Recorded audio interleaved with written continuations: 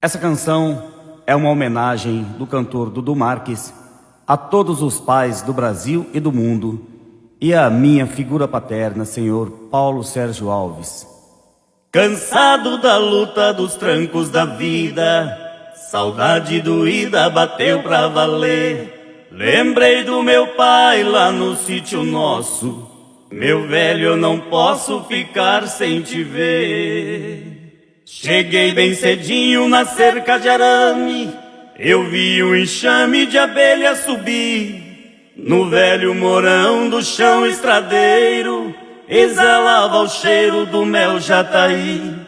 Batendo o orvalho da alta pastagem, eu criei coragem, pro rancho eu desci. Gritei no terreiro, ninguém na palhoça, no eito da roça, meu velho, eu vi. Seguindo o acero, fui subindo o trilho, na roça de milho eu entrei devagar. O sol nessa hora mostrava seu brilho, meu pai é seu filho, eu vim te abraçar. O velho tirou da cabeça o chapéu, olhando pro céu pegou a chorar, dizendo: meu filho, que roupa limpinha, não rele na minha pra não te sujar.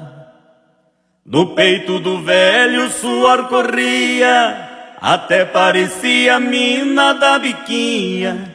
Meu filho, a água tá no arvoredo, eu trouxe hoje cedo a moringa cheinha. Até meu almoço eu deixei separado, está pendurado no galho da arvinha. Eu fiz hoje cedo, bem madrugadão, arroz e feijão, jabá com farinha. Por suas palavras eu já decifrei, e nem perguntei: mamãe, onde está? Na roupa do velho guaxuma miúda, e as mãos cascudas que nem jatobá. E ele me disse ali nessa hora: você vai embora, onde vai pousar? Papai, eu vou indo, não se aborreça, antes que anoiteça eu preciso voltar.